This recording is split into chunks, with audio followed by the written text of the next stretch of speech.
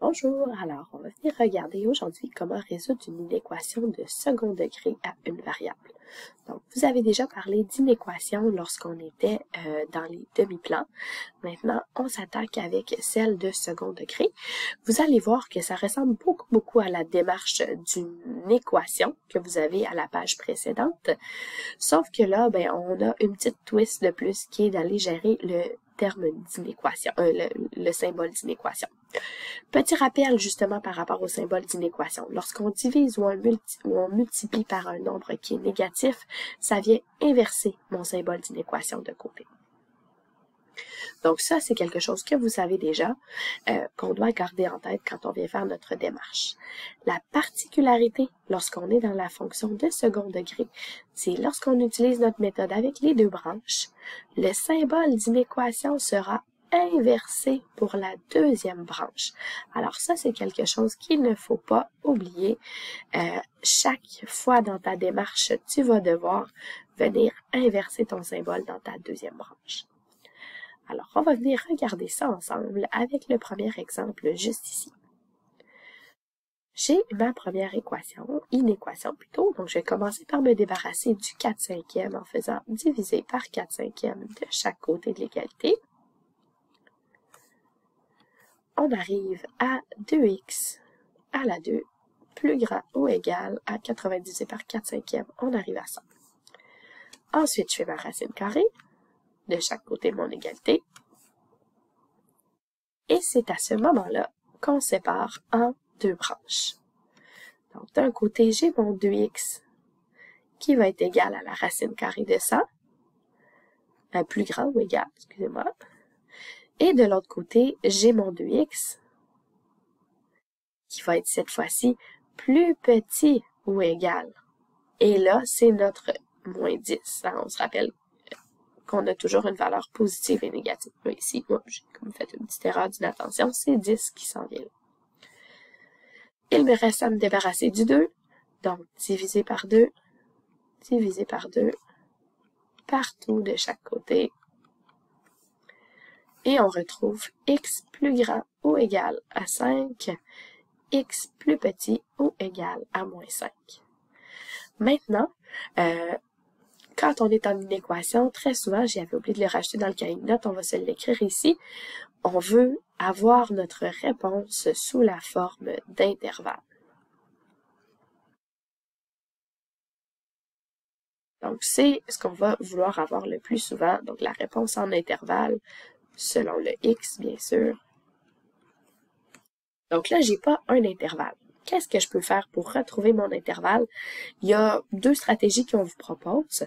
La première, ça serait d'aller vous faire une droite numérique, comme ça ici, dans laquelle vous venez placer vos deux valeurs trouvées, dans le bon ordre, bien sûr. Donc, le moins 5 est plus petit et le 5 par la suite.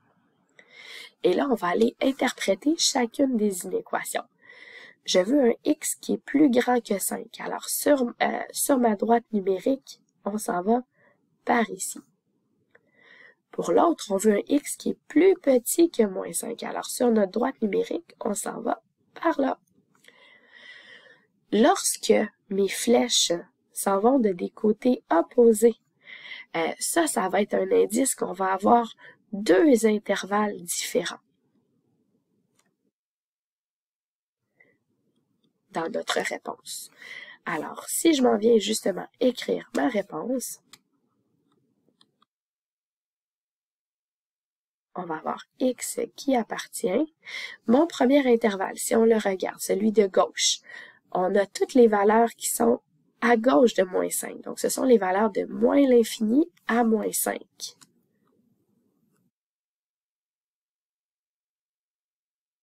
Le moins 5, est-ce que je l'inclus ou pas? C'est mon symbole ici qui va le déterminer. J'avais un symbole avec l'égalité, donc le moins 5 va être inclus. Pour le deuxième intervalle, c'est toutes les valeurs à droite de 5, donc ce sont les valeurs de 5 inclus à plus l'infini. Maintenant, lorsqu'on a deux intervalles dans notre réponse, il y a un petit symbole mathématique qui est un petit U comme ça qui veut dire union. Donc, les x appartiennent à cet intervalle-là, union cet intervalle. Donc voilà, ça c'est la première méthode avec la droite numérique. Deuxième option, c'est d'aller te faire un petit graphique, d'où le plan cartésien que vous avez juste ici. Comment on fait ça? Bien, on considère que la partie de gauche ici, c'est une fonction de degré 2. J'ai un A qui est positif, alors ma fonction de degré 2 va être ouverte vers le haut. Ensuite, on considère que le nombre, le terme constant qui est ici, c'est une valeur de y. C'est comme si c'était la droite y est égale à 80. Alors, je m'en viens vis-à-vis y est égal à 80, puis je me trace une belle droite horizontale. Maintenant, on réfléchit selon le symbole. On veut que notre fonction soit plus grande que 80. Donc, on s'intéresse aux valeurs qui sont vers le haut de 80. Et là, on est en mesure de remarquer qu'il y a deux portions qui sont sur notre graphique en haut de 80 qui font justement référence à nos deux intervalles. Parce que les valeurs qui sont ici, c'est celles qu'on a trouvées. C'est notre moins 5 et notre 5. Donc, vous utilisez la stratégie que vous voulez, la droite numérique ou le petit graphique, tant que ça fonctionne pour vous et que vous êtes en mesure de traduire en intervalle, c'est ça l'important. On y va d'un autre exemple. Même principe, on fait notre démarche. On commence par se débarrasser du moins 2 en faisant diviser par moins 2 de chaque côté de l'égalité. Il va me rester moins x sur 4 à la 2. Et là, j'ai divisé par un nombre négatif. Alors, mon symbole, je le change de côté. Puis ici, il me reste une demi. Alors ici, on a eu un changement de symbole. Ensuite, c'est le moment de faire ma racine carrée de chaque côté de l'égalité. Et je sépare en deux branches à ce moment-là. Il va me rester mon moins x sur 4, qui est plus petit que la racine carrée de 1/2. Malheureusement, ça, c'est pas un nombre qui est beau, donc on va y aller avec nos décimales. C'est 0.7071. Et même chose de l'autre côté, donc mon moins x sur 4 est cette fois-ci plus grand que mon moins 0.7071.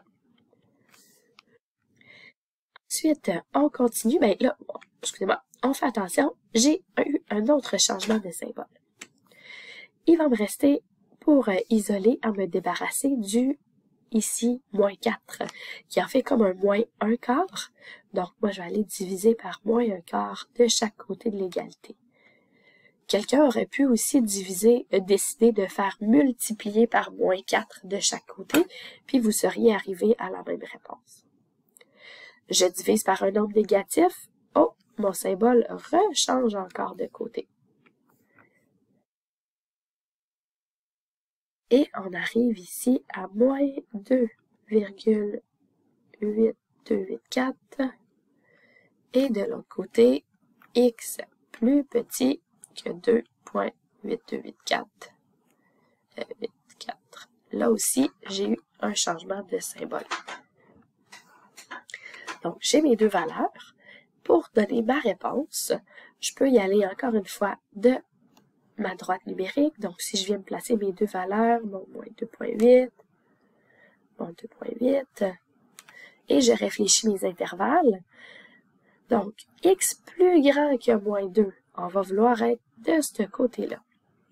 Pour l'autre, x plus petit que moins 2, on va vouloir être par là. Donc là, les flèches ne vont pas dans des sens opposés, elles vont face à face. Donc, qu'est-ce que ça va vouloir dire ici? C'est que je vais avoir juste un intervalle. Donc, ma réponse, mon x appartient à l'intervalle. Et donc là, c'est mes deux valeurs. Moins 2.8284 jusqu'à 2.8284. Ici, j'ai un symbole qui est sans égalité, alors mes deux valeurs sont exclues. Si j'étais venu faire mon dessin, on aurait retrouvé la même chose. Donc, considérant que ça ici, c'est une fonction de second degré qui a un A négatif, j'aurais fait mon dessin par en bas comme ça. Je serais venu tracer la droite Y qui est égale à moins 1. C'est pas grave du tout si vous n'êtes pas à l'échelle.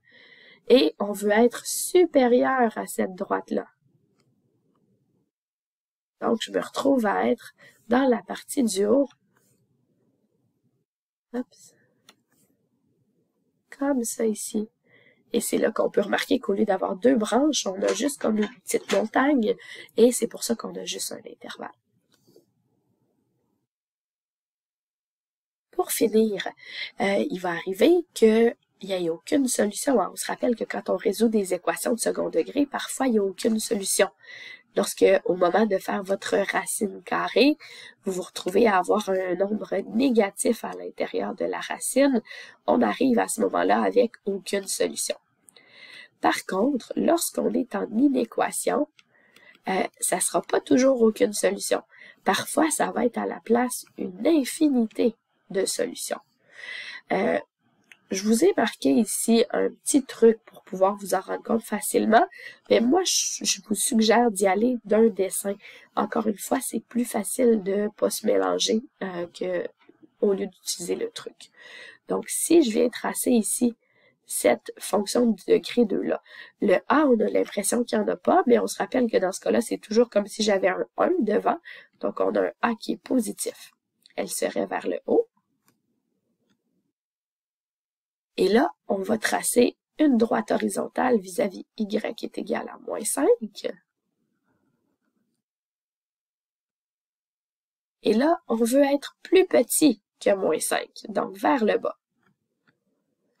Lorsqu'on regarde le dessin, c'est assez clair qu'on n'a aucune solution. Jamais notre courbe va être en dessous de la droite. Pour l'autre exemple, même principe. Donc, je commence par venir ici tracer. Encore une fois, c'est comme si j'avais un petit 1, donc un A qui est positif, ouvert vers le haut. Je me trace une droite vis-à-vis Y qui est égale à moins 19.